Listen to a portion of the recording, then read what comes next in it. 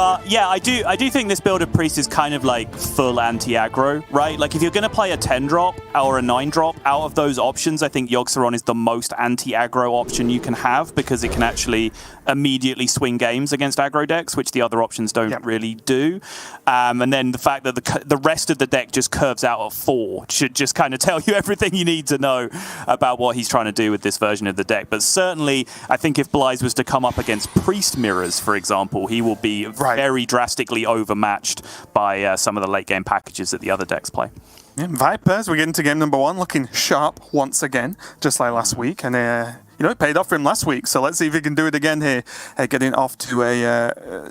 not the best start, I would say, although I do think, obviously, Viper's going to be playing a burn plan because he doesn't play Lunacy in this list. Yes. I think he doesn't quite want double Fireball yet, but there is that refreshing Spring Water to help him out, at least through the earlier turns.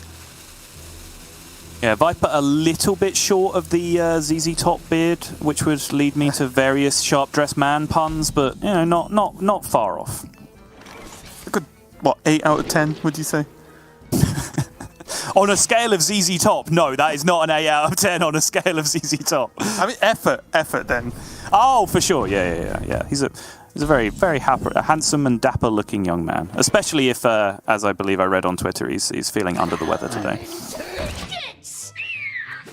Yeah, and you see, maybe this is going to sound weird, but another nod to the anti-aggro stuff, to an extent, is that a lot of players are like taking out Sethic as well from Priest. They've been like, you know, looking at that. And although you could argue Sethic is like more of a late game control card, it is still a 2/3 you can play on 2, which must be killed. So for me, it's still just as much like an anti-aggro tool as well, because, you know, it has to be killed, because if Apotheosis comes down against an aggro deck, you might just lose. So yeah, some of these extra tools, very interesting. Gonna just be palm reading here for Blyze. Viper saying none of that, by the way, instantly snaps the Devolving Missile on the Sethic. It was the only way he had in hand to kill it, but I think either way, Devolving Missiles on a Sethic is generally a very powerful thing to do just because it gets it out of the Raise Dead pool and is generally a pretty strong minion to deny from your opponent. As any Miracle Priest player will tell you, they hate to see those Devolving Missiles come down. Yeah, that was really funny. Blyze just answered a question that I was going to ask about the Psych Split over, say, Rally, for example. But he picked Psych Split and then hovered that and then Onyx Mage Scribe straight away and was like, oh yeah, okay, he wants to do that. That makes sense. Well, Viper decided he does want to play Lunacy this game, which will give him some more options going forward, actually, now. Magic is not a toy.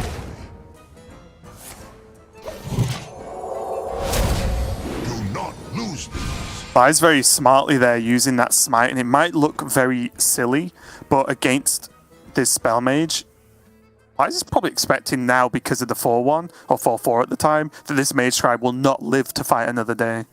Right. I think this is Blyze as well, just appreciating just generally how low value his deck is and just saying, well, you know, I need to start getting something in play. Even though I'm a very resilient deck against aggro, it's board-based aggro, right? Like, if he just sits back and allows Viper to discount his deck twice and then draw through the whole thing, he will die to all the burn that's in the deck. Like, he can't possibly resist all that if it comes down quickly enough. So he does have to start getting something on board, start counter-pressuring, give Viper some problems to deal with, which he has successfully done so far on every turn up until now, I'd say.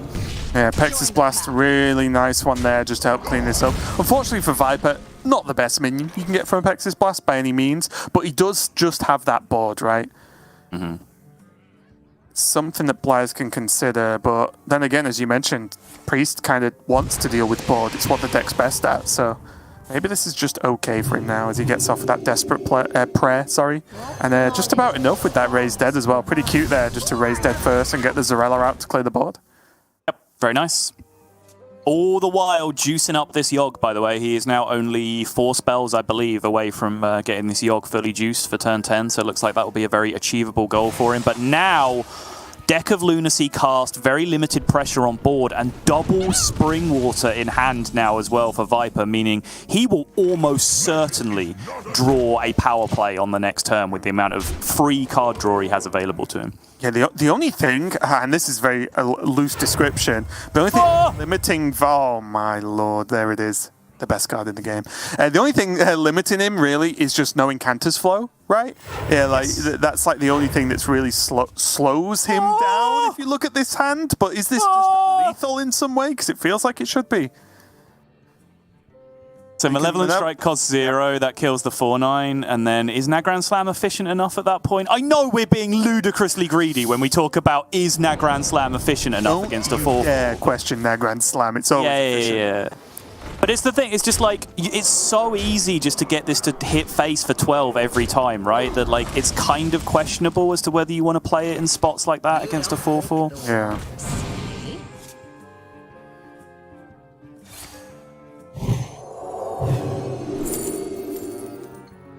Alright, the game plan has changed. xBlyze is going to have to survive a bunch of minion generation now as opposed to a bunch of burn spells.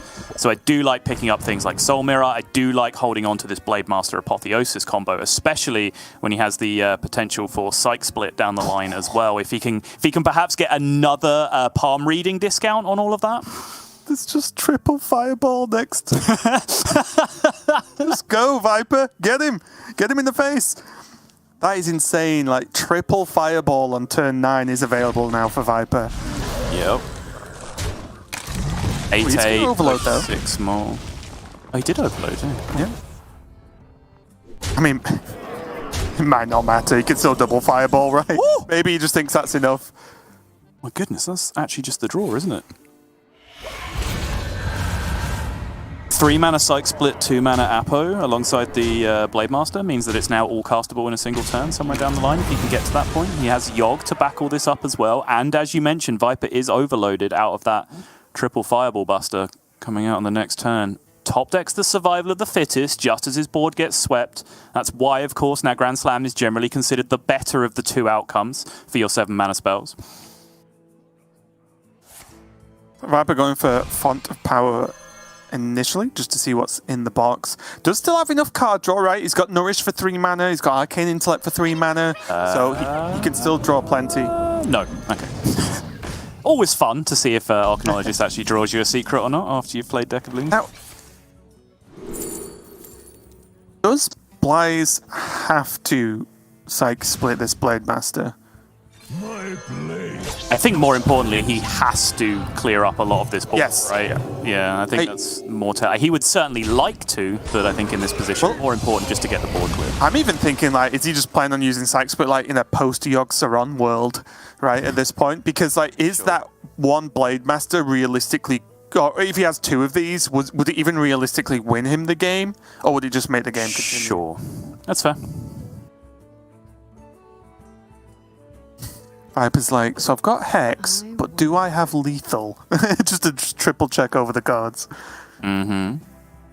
It certainly 18, feels close. 3 fireballs. Primordial Studies for 0 cost spell damage. And then it's 21. Can do it twice. Yep.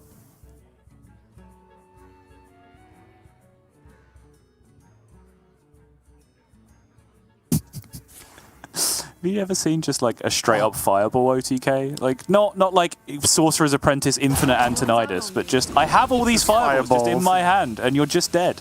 I did like the it's less of an OTK, but you know when you do old style Antonidas of not all in the same turn, but you just have like 8 fireballs in hand and you just go fireball, fireball, ping, pass, fireball, fireball, ping, pass, fireball. Right. just every single turn. It looks like Viper is not getting too distracted by the fireballs, which I do think is smart here. He has Survival of the Fittest in his hand, so he's just trying to stick a board every turn, right? That's his goal. He's just generating max minions, but it's time to spin the wheel, Raven. Okay. Okay. Yoink. That's a prime as well now in xBlyze's deck at some point.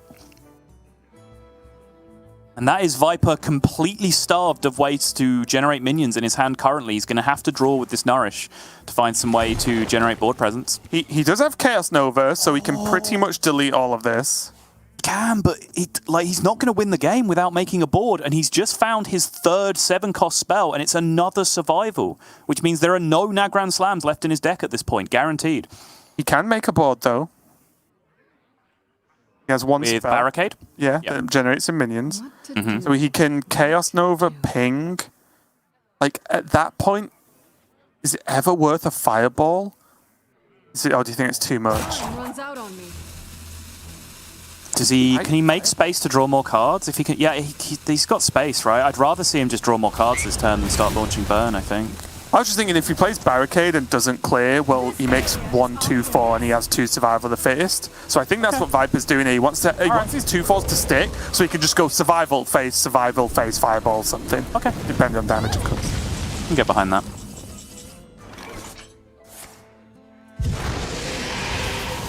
Wise.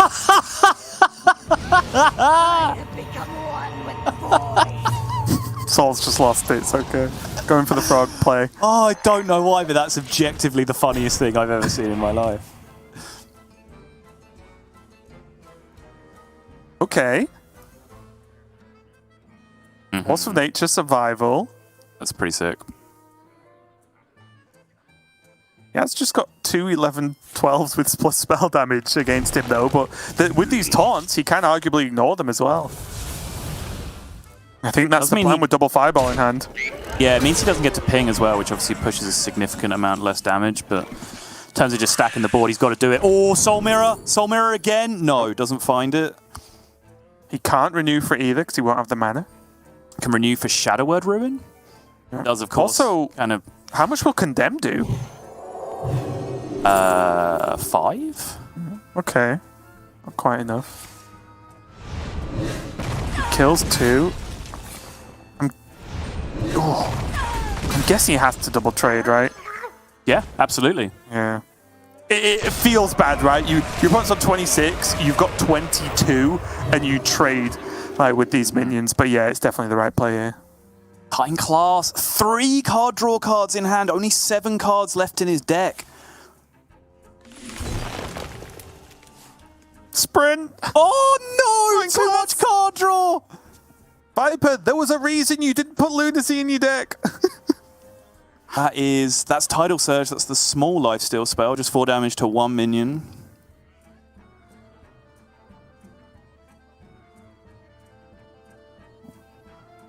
He's just running out of minions.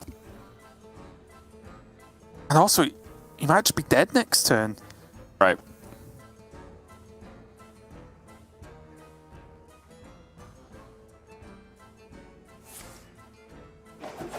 Draws again. Ring Toss, Runic Carvings, okay. That's some board clear and a corruptible card that can actually achieve anything, but none of it is really generating minions. I mean, he could get Water Elemental. He could, but honestly, it feels like the Runic Carvings needs to be saved to like generate him a board, right? He can't use it to rush in and clear. Oh, with second right survival? Back in the same spot. Yeah. Oh no. Oh, got the Holy Smite to test for a counter spell. Or not. Just didn't want to proc Netherwind, I imagine, here, and just says, you know what, this is fine. Almost out of cards. Yep, seems good. That Brawl? That is Brawl.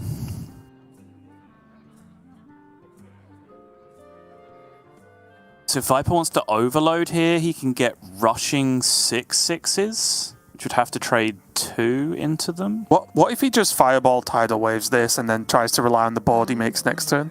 That's not a bad idea either, yeah. Kind of into that. Because he heals as well to help with the fatigue, but...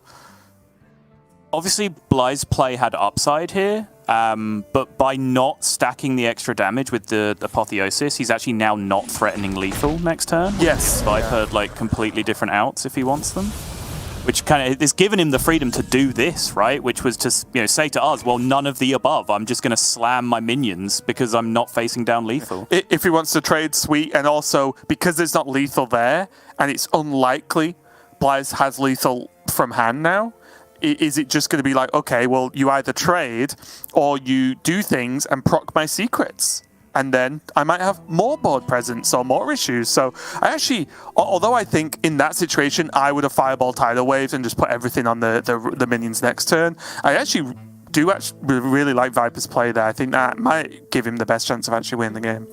Yeah, I like the play, and I think it's a play that comes about from Bly's decision on the previous turn, which I'm fundamentally not sure about, because obviously his play stops him from having to deal with Netherwind Portal, as you described. I believe the two secrets in play are actually Counterspell and Netherwind Portal, right. Which means that he would have lost his Holy Smite to the Counterspell, and then he would have played Apotheosis, and then any given 4-drop could come out, and then maybe he needs to trade in that scenario anyway. Maybe he feels like he needs to trade in that scenario anyway, but it would give him the potential to just set up lethal and just cause Viper to have to react on the following turn as well. Yeah, I guess the way you could have thought about that was, let's pretend you just guessed it was those outcomes, right?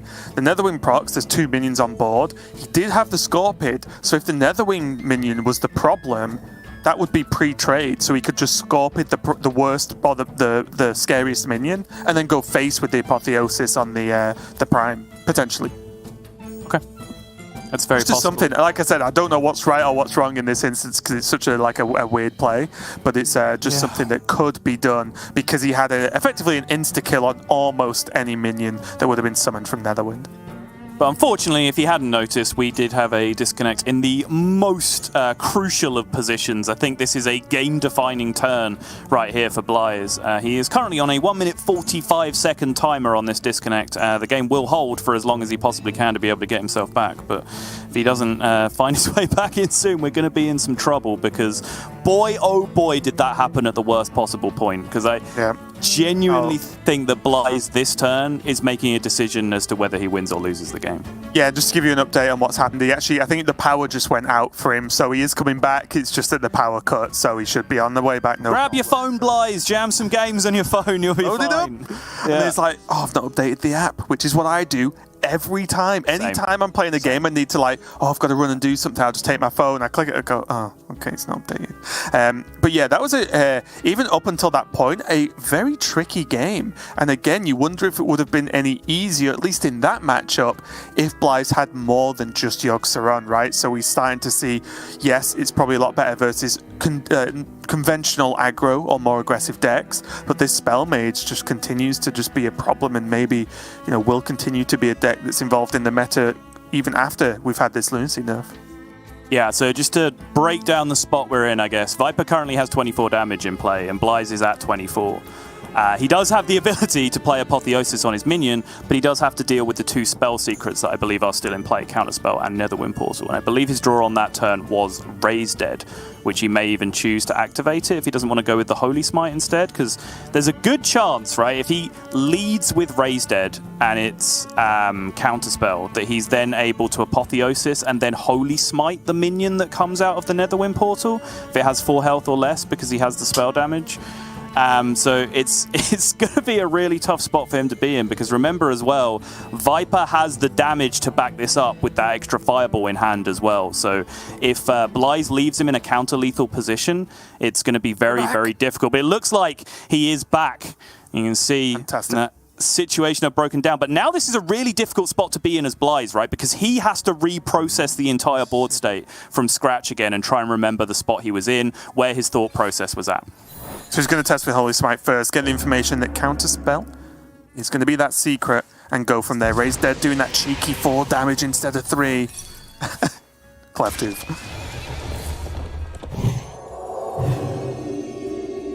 He goes up to full health, but he still has to trade, right? Yep. And now there is 21 on the other side of the board. 27 with the fireball, 28 with the ping. Oh, Soul Mirror, though, means that Viper might just be able to carry this one on board from this point. That's the perfect option just to deal with the board state. And he can tidal the 3/5, right, as well. So he doesn't even have to make any trades this turn. He can literally go all face. He heals a ton, even though he's hitting fatigue. And now he has all this damage. And pretty much if anything lives next turn, it looks like he's going to take it. That's the boy right there. That is all we need this turn from xBlyze, and Renew is absolutely not it off the top. Oh, yes, Soul Mirror won't cut it. Yeah. Wow.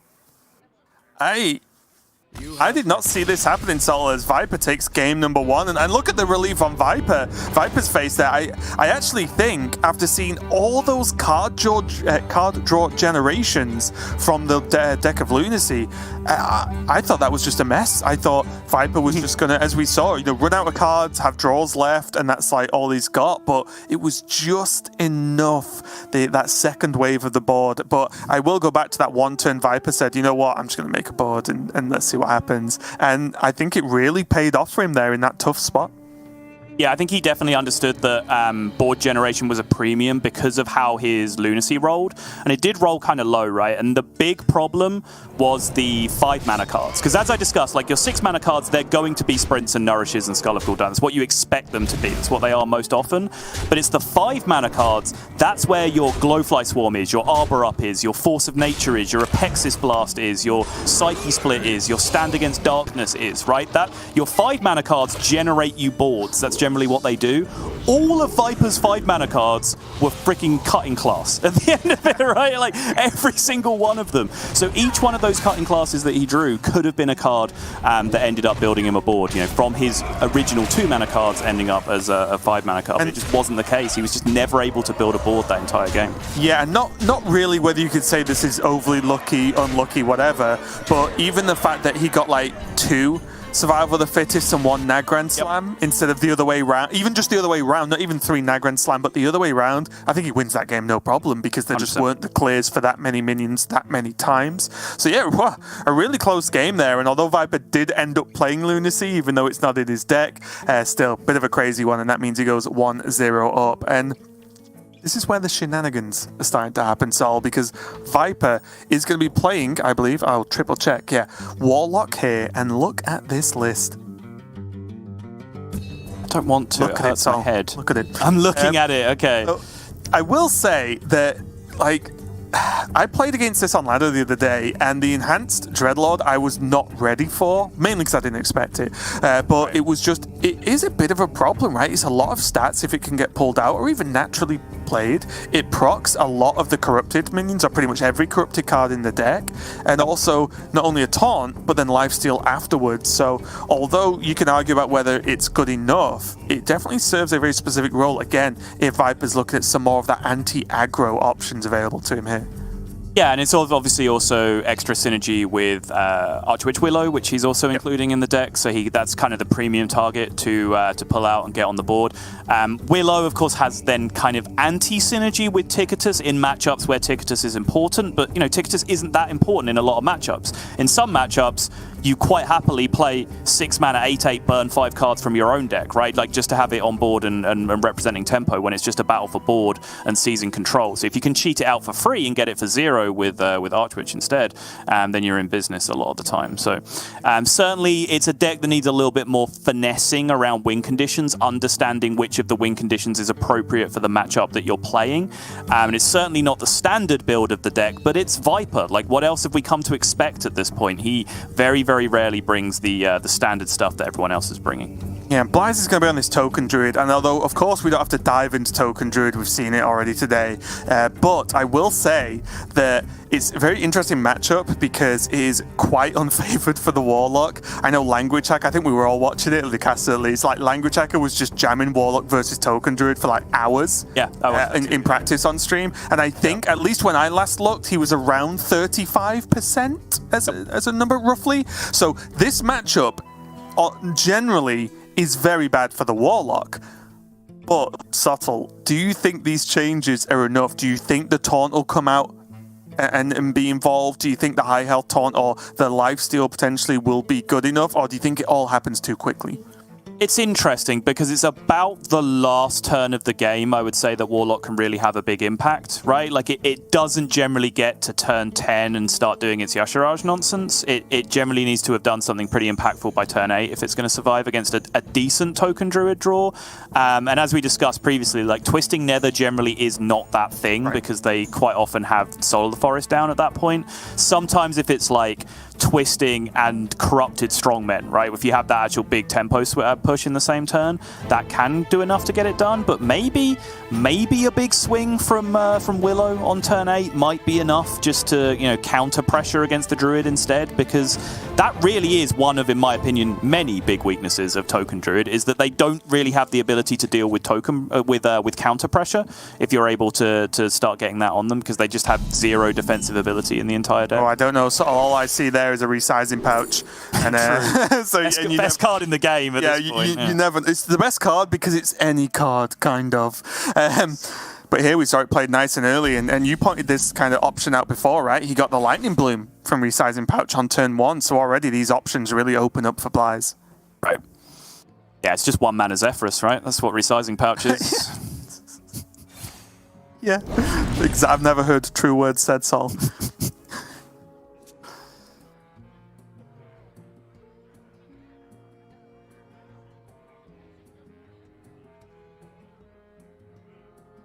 Viper already having a Dreadlord in his hand is not really what he'll be after here. I think one of the other good options he can look for is, or have available to him, is Tamsin. I think that's very, very powerful with, of course, School Spirits, but even Drain Soul,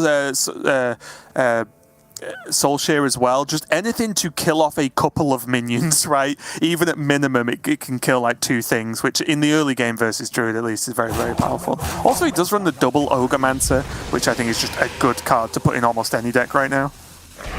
Yeah, I know you've been kind of saying all week that you feel like players that have like 6 to 8 Yogg-Mancers in their deck are going to be doing generally pretty well this week.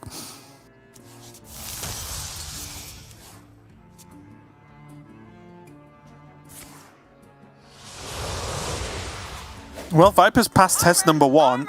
He isn't dead yet, as there's not been an incredible opening from xBlyze. But again, something that I think all the casters have sort of reiterated is, yes, this deck can go nuts on turn 1 or 2, but it doesn't have to, right? It's not, oh, my draw's bad, I lose, because there's a card called Glowfly Swap and an Arbor Up that really can, you know, pull you back even in the worst of games, especially with the Soul of the Forest too.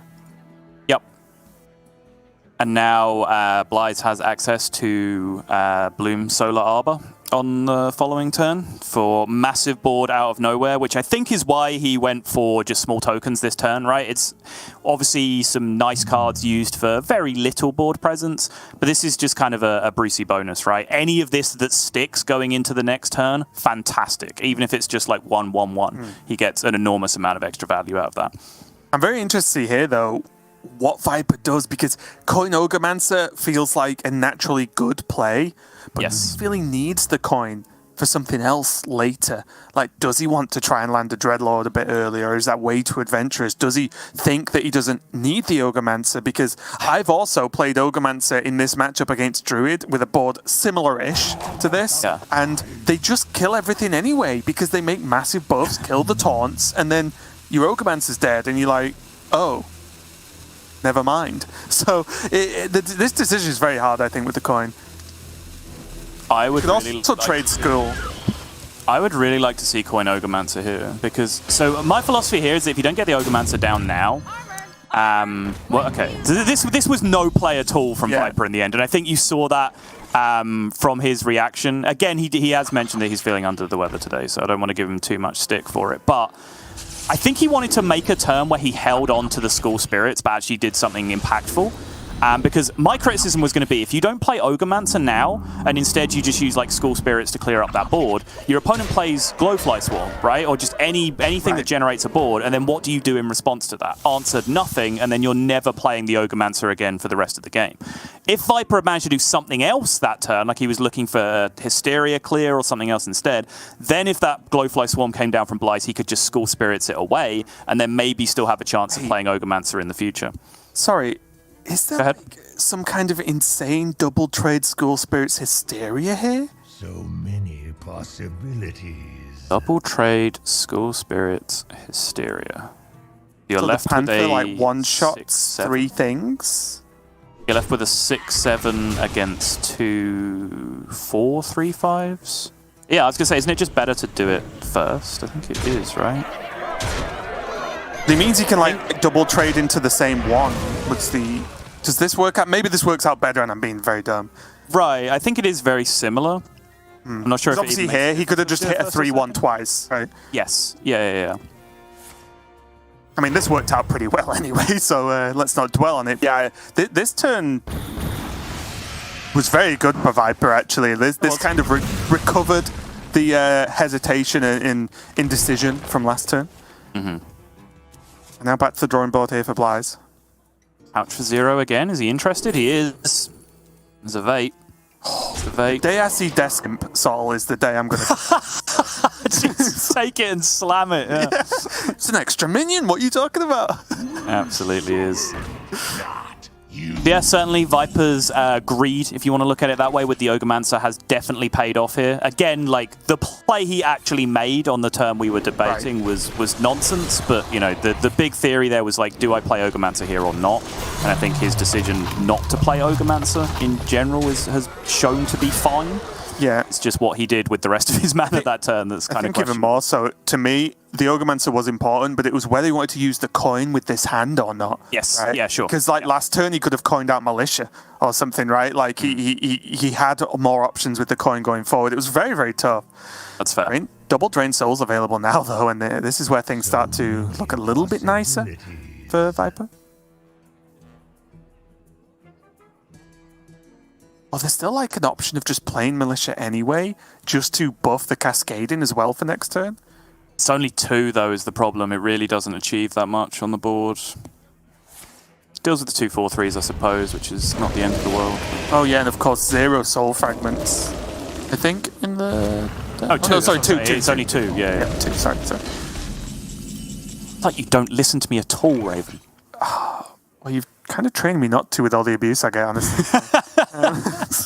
So the real trick is now Oh, it's repression. I understand. I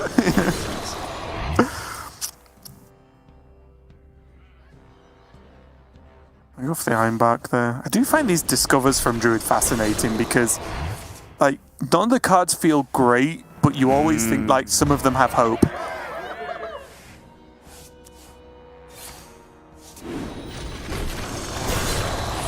Can he get Look at Yogg-Saron go. Do you think he can soul, though? I'm curious about him, like, going in with his last board generation when he has soul in hand already. I'm not sure if he thought he could soul with the mana. He doesn't look upset with the turn, so I'm guessing this is what he intended to do.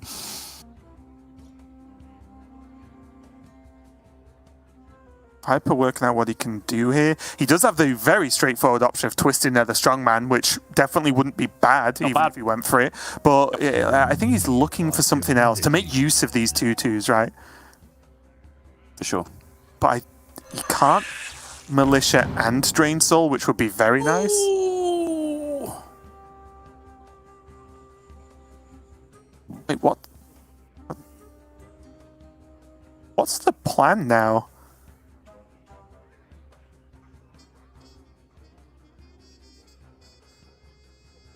So many possibilities. Double Drain Soul the 2/4/3s? Seems fine. Yeah, I more meant once he played the Scorpid, Yeah. what was the expected plan? Because he can't really do much else. He did go for Cascading. Okay. Like, I thought this was potentially, you know, Militia, Dreadlord even, or Twisting Nether. Because there's a lot of damage on board. Viper thinks he can take it. Alright, it's not a bad draw, for sure. And this is just going to be everything that Blyze has right now is going to be on this board.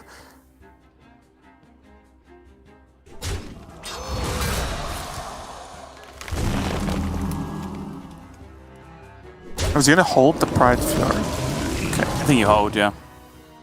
I think with what you've seen so far, you've seen one School Spirits get used, like, you know, your board is not really dying to stats most of the time, so I think you want the Pride's Fury to land on the board that's attacking your opponent's face next turn for maximum, you know, potential of actually winning the game.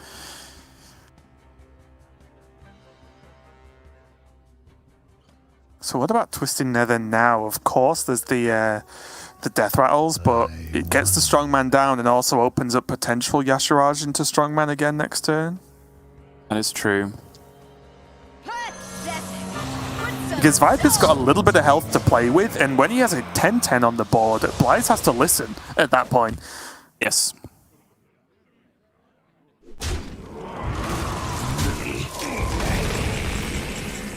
That is not the draw here. Yeah, Bank. xBlyze knows it. Yet another victim Wow. of the token Druid curse. Just not finding a way there, and like you said, we both watched Language Hacker test that matchup extensively, and I think although he started off with like a decent enough win rate, like 40 to 45%, I believe it fell then quite enormously towards the end, and it does seem to be a pretty rough matchup, and it does seem to be a deck that people are bringing with that nod to Warlock in mind, but xBlyze was just never really able to get down that consistent pressure where even with that one particularly indecisive turn that came out from Viper, was not enough leeway for xBlyze to get himself over the line.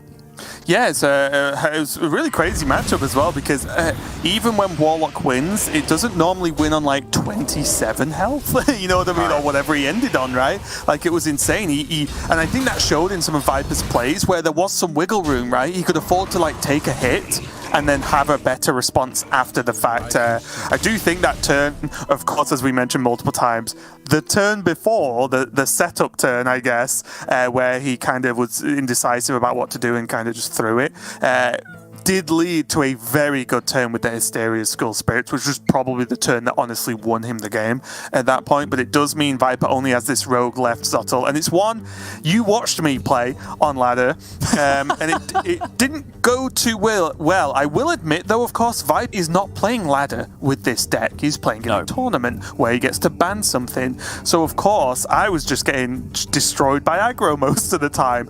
But when you start to look at it, if you're looking to go against Priest, Warlock, anything slower, then suddenly you think, okay, well, Rogue has access to some powerful tools. What's my end game? Then there's the Cthulhu, the Yogg-Mancer, which of course I like. The Ticketmaster, I'm not convinced by, but I certainly see where Viper's coming from with this.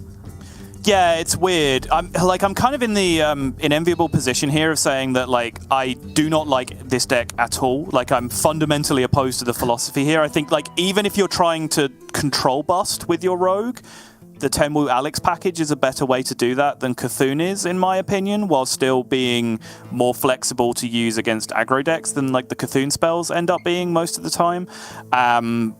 But in this series, because it's now lined up where it's the only deck that Viper still has to win with, and because xBlyze has his no-win condition Priest on his other side, it's probably going to win Viper the series, right? Like, he's in a very favorable position where even if he can't scrape together a win with just the other good rogue cards in his deck against either of the other decks, you have to imagine that Priest is going to be hard-pressed to generate a win condition quick enough to shut down how quickly Viper can draw through his deck and execute the Cthulhu plan. Yeah, it's very interesting as well, because Elucia, of course, is a problem against Cthulhu decks because they can get it, but also it's a bit more tenuous when you play the other list because it's so cheap to actually play out with Elucia that you can actually hit that Tenwu and play it no matter what, whereas sometimes you might have to play a card Elucia and then not have as much space to be able to play, say, a Cthulhu card. Raven, I'm not sure whether that was a pun or just you doing an impression of how Lorinda pronounces words. You know what, Sol? Why can't it be both? Yeah, fair. That does make it much funnier, actually. Right. I thought you'd like that one. I thought of that a minute ago and was like, I'm saying this no matter what. Even if I just had to just randomly say it. Out of nowhere. That's the hand on Viper's side as well. When I talk about just drawing the good rogue cards and getting out of a matchup, that is absolutely the one up top. Octobot into Jandis. Insane. Yep, looks like one player has some issues, but I don't think it's power now because xBlyze is still on camera, so it doesn't matter. But yeah, one card I kind of struggled with as well in this list from Viper was actually the, let me find it because crazy enough I forgot the name, even though it's an old card, the Swashbuckler. Add a random card from another class to your hand is what it does. And it's like, okay, it's got the Brukan there for Viper, but it's just like, again, I feel like this deck, although I understand what it's trying to do, I definitely agree with you to an extent where there's better rogue cards that you could have put in. Yeah. All right, so there is the potential win condition. Raven alluded to the Elucia earlier. You like it? Two can play this game, Raven. But it's really the only chance that he's going to have against the Cthulhu deck. And it can still be played around, right? Like, it's difficult for Rogue because they draw so many cards so quickly, but you can still leave yourself in positions where if you're going to draw a card, you leave yourself 5 mana available, so you can just always play that Cthulhu spell immediately. And you also only have to get to 3, right? Because they can't Elucia and play your 4th Cthulhu spell, because then that just shuffles your Cthulhu into your deck, right?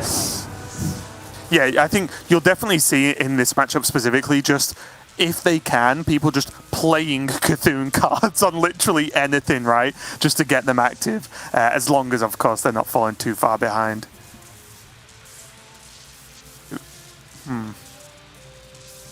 What do you like here? It's kind of weird against Priest, isn't it? Probably don't need Rush, though. Yeah, Rush seems sketchy, so it's between Divine Shield and Stealth for me. You can pretty much split the difference there as far as I'm concerned. I guess, like, normally, I'd go for Stealth just because of Hysteria. But yeah, both, you know, whichever one you feel like at the time. With a board this wide, maybe it doesn't matter, and Divine Shield's a little bit better. Choose soon. Oh, Viper. Just thinking about Zarella. Yep.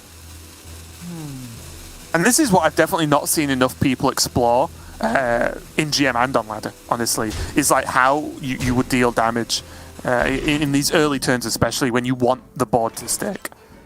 Raven, we were like 5 years deep in the game and people still hadn't figured that they're supposed to play around Battle Rage sometimes. Not expecting huge things from Zyrella, you know? Sol's respect for the Hearthstone community continues. Yep.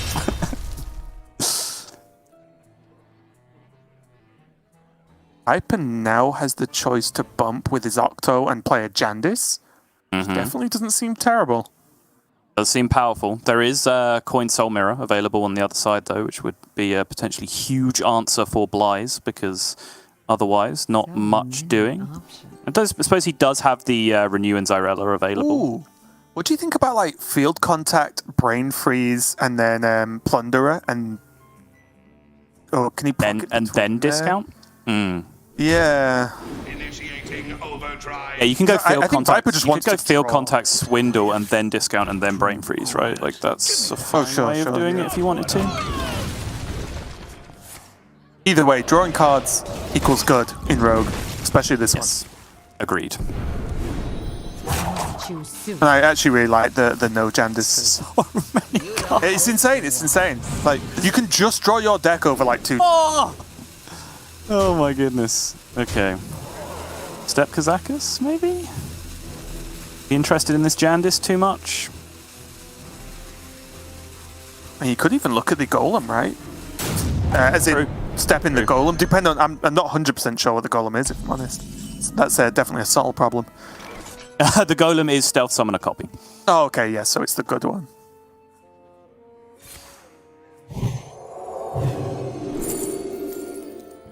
Oh, Devouring is pretty nice, but he gets to clean up here with the Zyrella. Board deleted, we reset, and we move on. Ooh. That is a Cthulhu piece in hand, and it's the most naturally playable one as well, so I'm a big fan of just naturally playing it as quickly as possible. I like it as well because maybe it just throws Blythe like, oh, he drew a Cthulhu card and played it instantly. He's not got another one. You know, not that he can play it quite yet anyway, but I do like Viper just getting rid of these while he can. Because 2, as you mentioned, once you get to 3, you're great. So having 2 out of the 3 gone before you can normally be Eluciad, and it's a problem, is pretty powerful. He does have the opportunity to just stack up enough value here. Just straight up with these Golems and Kazakus and Jandis to just potentially overwhelm the Priest before it even gets to that position. Yeah, this is by no means like a one-way street deck, right? He doesn't have to Cthulhu to win the game by any way. Right.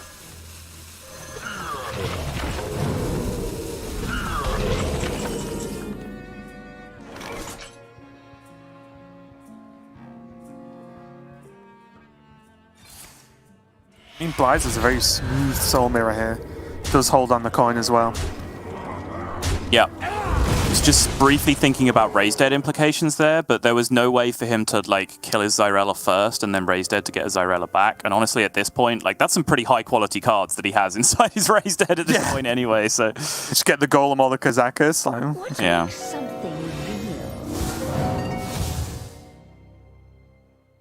Especially because xBlyze doesn't have any more forecasts left in his deck. It would be active, right? Is he actually drawing them all? Yeah, you're right. It's just Blade Master Xyrella, isn't it? And Blade Master and Xyrella, yeah, you're absolutely right.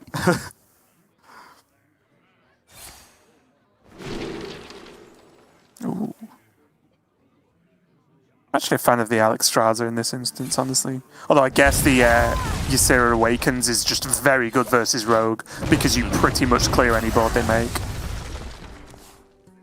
Okay, so from this turn onwards, xBlyze now has the ability. I mean, I guess with the coin already, he could have technically done it that turn, but spend 3 on a Mind Render, and then spend 5 on a Cthulhu piece, which I think is signaling for Viper to start getting them out of his hand. If he wanted to get all of them out of his hand before this point, he would have had to have played one on a previous turn, which is kind of what I was alluding to before. But we will see whether xBlyze is going to pull the trigger on this anytime soon. I think for now, he's just happy to go with Ysera Dream and just take hold of some tempo here. Yeah, and it's also something that Derek was talking about earlier in the Asia-Pacific region, is that Cthulhu doesn't just insta-win you the game, right? The card does not work like that. It does 30, and with a 4-12 on board, well, that helps. So, you can see where, although xBlyze isn't going hard for the anti-Cthulhu plan right now, he is still defending against it by trying to build a big board.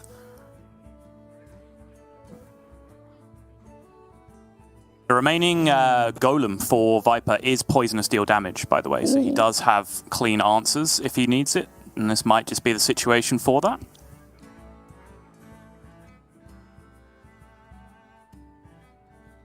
What if he just waits, though? Like, the 4-12 isn't really a threat, because xBlyze is on 28. If he apotheoses this, who cares? Mm-hmm. It also hits 2 minions, right? That's the 5 cost? Yeah, yep. So he's losing value. I actually like him playing his Cthulhu card this turn. Interesting. I have Cthulhu's a nature spell, right? Deck of Lunacy, let's go! Alright, yeah, that's probably more reasonable. Okay, now we should have Cthulhu, surely. Ropes here, Viper. Hope you had a plan. Not you. Buffed Cairn Bloodhoof. Yeah.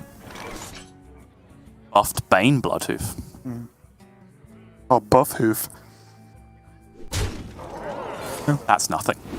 Not as good as Tenwurst. No, that's. I agree. Tenwurst was probably some of my best work.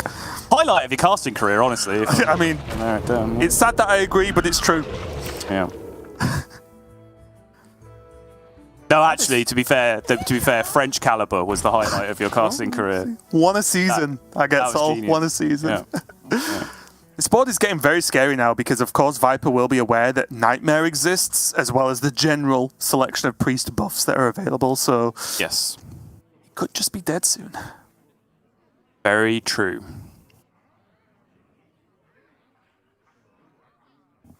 So many options. Viper still able to clear up a good chunk of this, though, with the Greater Golem.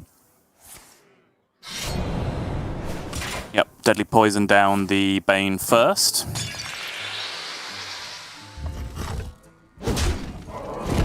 Is he fishing for Shadow Step specifically here?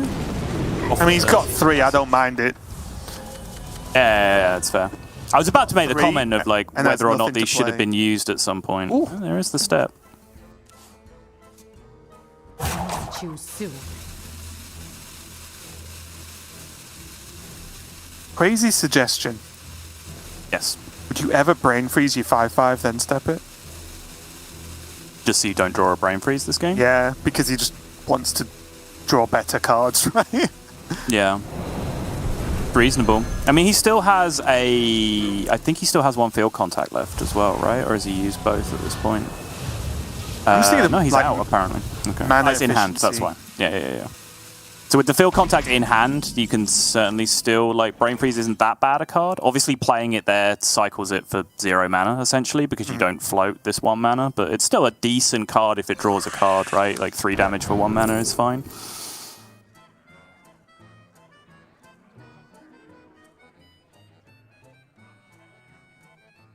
Yeah, imagine Power Infusion. I think, although it's not like Cthulhu is getting here super soon, I think anything to buff the board against Rogue, because Rogue actually, weirdly enough, struggles to deal with big minions.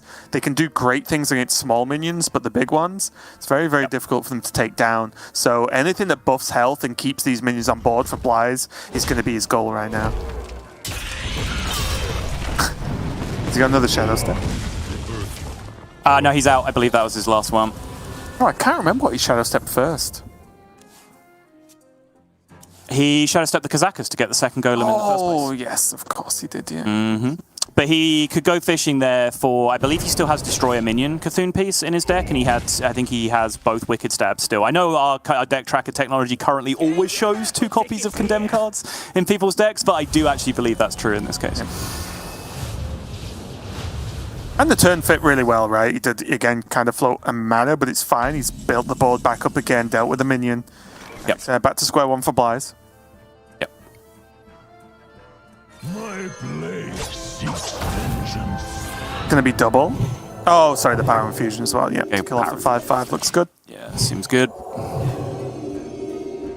He still has that emergency button of the Yogg-Saron Awakens too. These pesky bears that'll come out from the Ticketmaster. Yeah, there you go. Yeah, there's more drawn.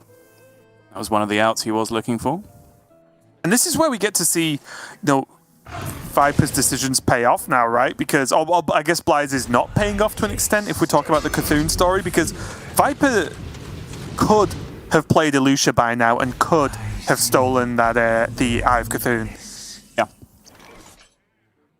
I think largely, though, it's because Viper has very much made this into like a tempo matchup, right? So xBlyze has always felt under pressure, like he needs to fight for tempo, needs to stick a board, needs to clear a board. So it hasn't really been that opportunity for xBlyze to just play Mindrender because, you know, it's very easy to focus on like, well, I can just play Mindrender this turn and then if there's a Cthulhu spell in hand, I win the game. Well, no, you don't, because you only play 1 spell from their hand and that's your whole turn, and then they get to delete your entire hand on the backswing, right? And then potentially you can still straight up lose to tempo or value at that point anyway. So I think xBlyze has been correct here to just go ahead and keep playing his hand because he's largely looked in control of the matchup, and Viper has had to find some pretty scrambly options to deal with some of these boards that he's built, right? With secret passaging for specific answers, shadow stepping a poisonous golem that he wasn't guaranteed to get in the first place. So I think xBlyze has done the right thing by fighting for tempo, and it just hasn't really paid out in this spot.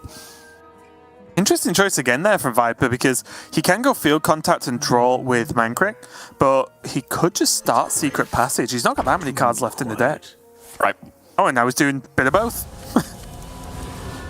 Oh, I thought this is what you meant when you said start Secret Passage. I really like this line. I think there's enough juice left in there that this is worthwhile. Well, there's the Cthulhu.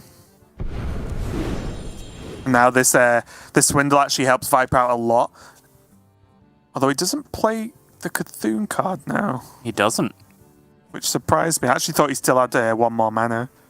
This is 3 damage AoE, so he would be blowing up his own board as well, so I imagine he sees more potential in just digging through right now.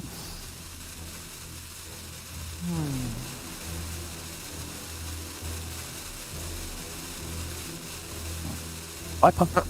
Also, like, does he ever want his 3/2 to die? I'm almost out of cards.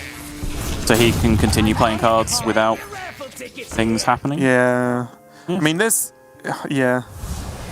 I guess this guarantees that he can... Next turn, if it lives, he can play this, but of course, xBlyze can kill everything anyway. Yeah, interesting. I think that was just a tricky turn, honestly. There was a lot of options there.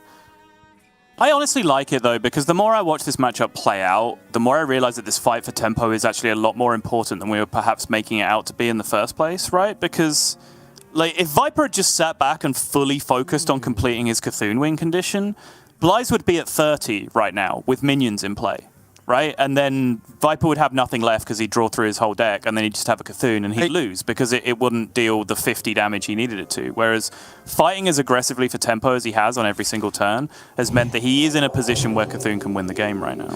Yeah, I definitely agree. It's this Ysera Awakens that's just made me thought about the past turn or so, because like, how hard do you want to fight for board when you know you can just snap it away at almost any point for free? Sure. It feels like, 'cause it's so cheap.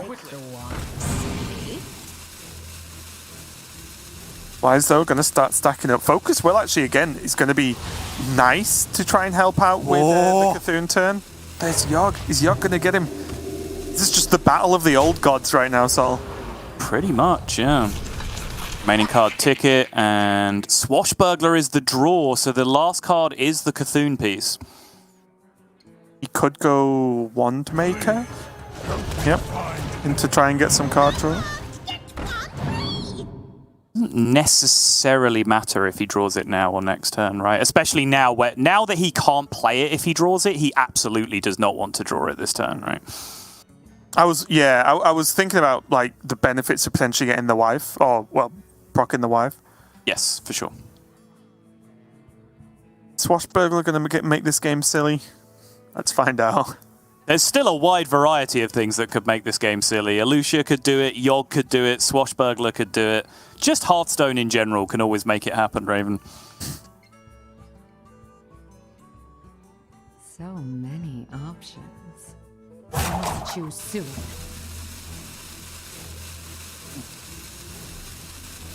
Could just play body again, right?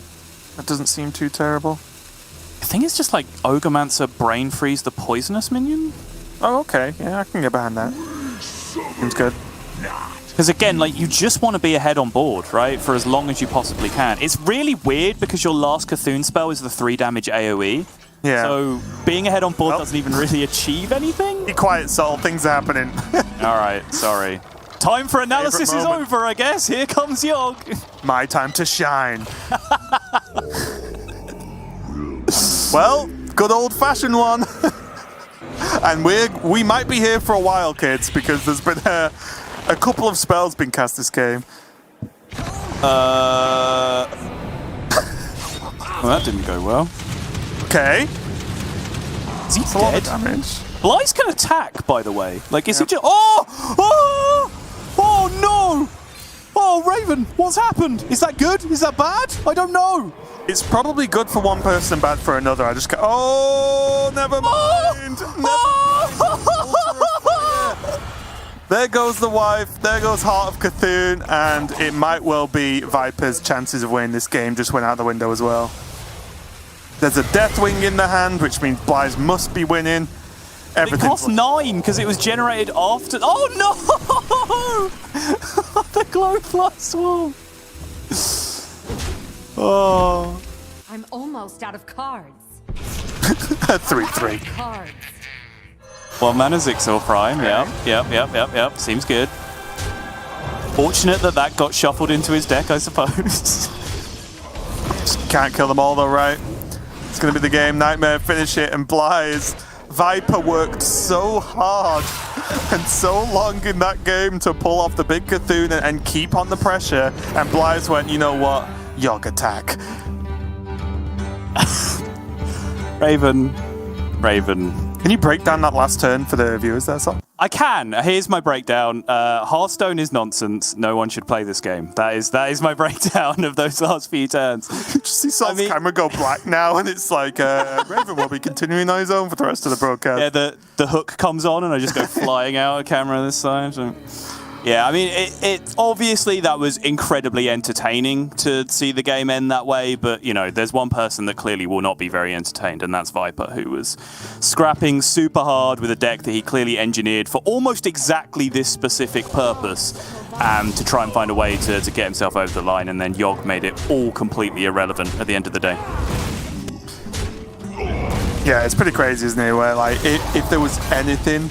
even that replay, I kind of wish it was just the Yogg turn in slow-mo. That's all we really want here. In slow-mo, just piece by piece, turn by turn, and then zoom in on the exact moment that you see Viper's heart breaking. Yeah, it was pretty rough. And it was...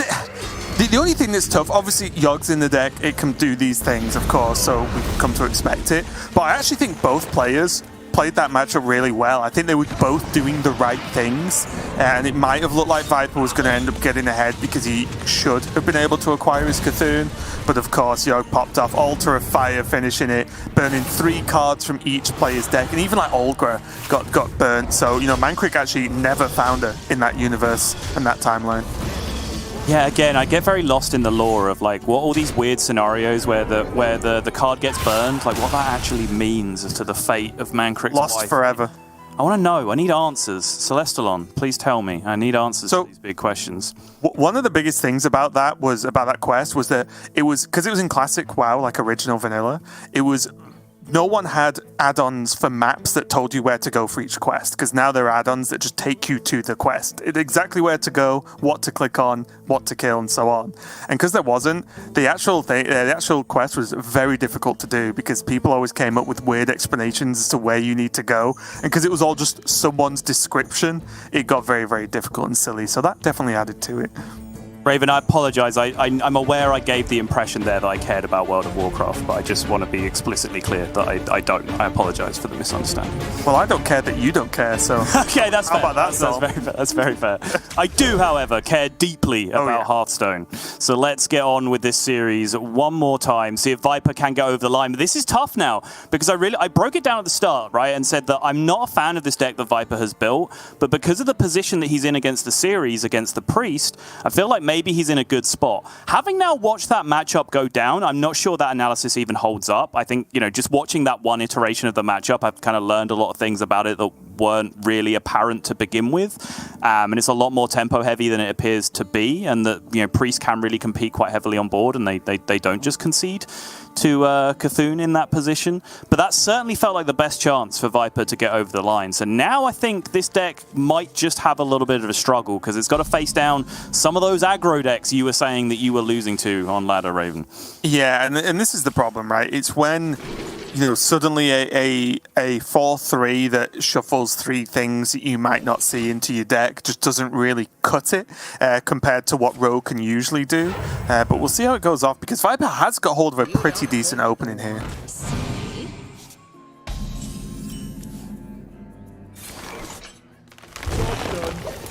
Both players will be relatively happy with the position that they're in, especially now that this double Fungal Fortunes opener has ended up with a Glowfly Swarm in hand right now. This is potentially the dream for xBlyze, because how does Rogue deal with Glowfly Swarm? It just doesn't. I actually don't think there's anything in, well, not many things in the game right now that deals with Glowfly Swarm that well anyway. Yeah. Aside from Priest. The one potential saving grace is that there's an Octobot on board. That's the one thing that will make xBlyze feel not entirely secure, because that does mean that on this Glowfly turn, potentially your opponent can then go like Field Contact, Brain Freeze, Prize Plunderer, Shadow Step, Prize Plunderer, right? Just like drawing their deck sequence after sequence. But that is obviously a very, very specific out and sequence of cards that are needed here. Yep, and it is a breakneck speed here for us, because xBlyze is doing xBlyze things and just playing at a lightning pace. And Viper seems to be playing in a, what I would say seems to be a fairly confident pace anyway as well. He gets a big rush minion in the form of that 10 Trasher, but there's a Plunderer, which can help a lot.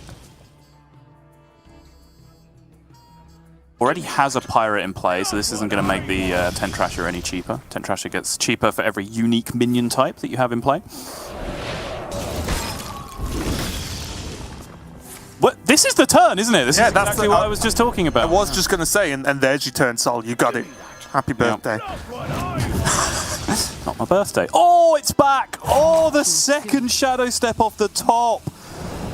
Oh, xBlyze, having worked so hard to channel his inner Yogg in the previous game, has suddenly had it all snatched away from him by the absolute nut draw for the Rogue here.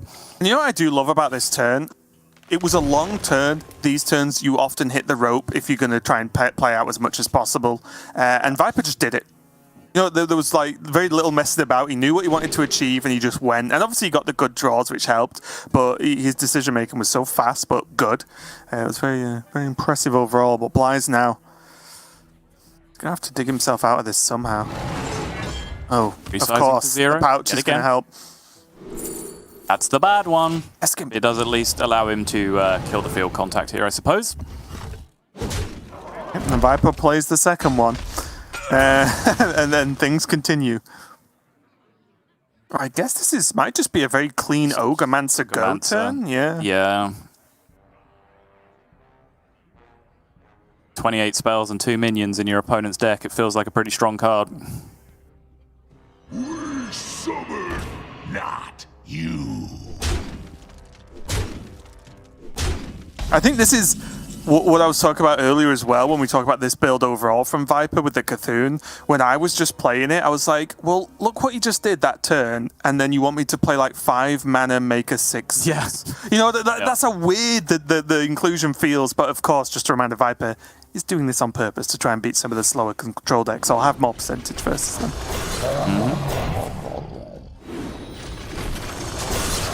Why is this going to respond?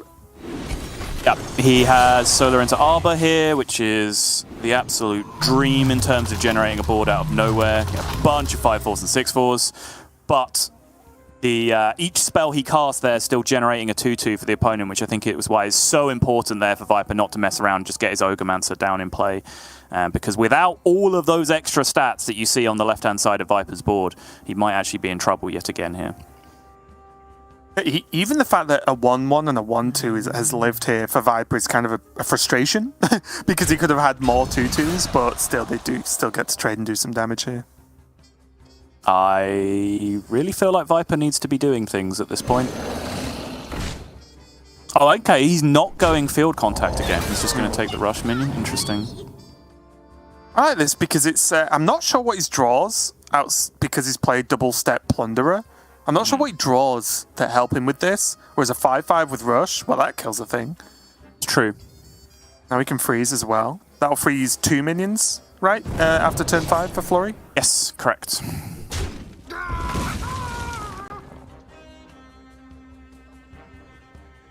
Give me that. Not what I...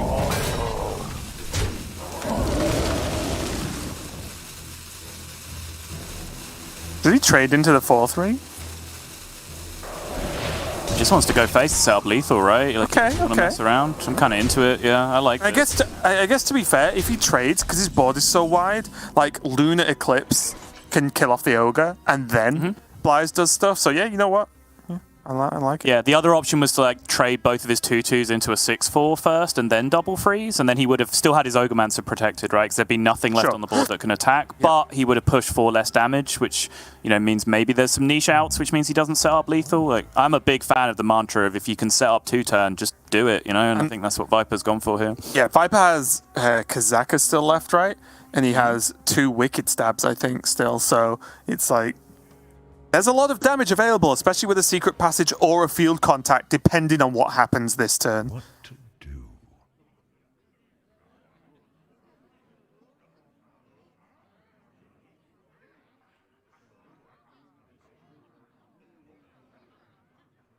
The problem here is as well, xBlyze doesn't have access to any of the cards that can trick his way through. Yeah, I was going to say, there was no resizing pouch, there was no nature studies or anything, to create taunts, generate some extra removal, some armor or something.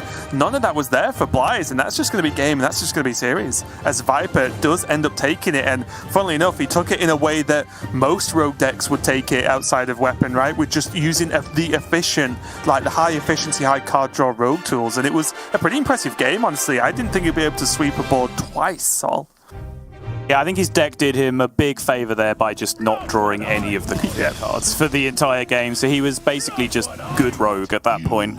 But, I do generally want to say well done to Viper. Again, I don't think he's feeling 100% right now. I think you saw that in a couple of moments where just maybe a little bit of brain fog kicked in and he wasn't able to really see the lines, but he's toughed it out, and now he has full potential to following up, a second place last week now with another top 4 here on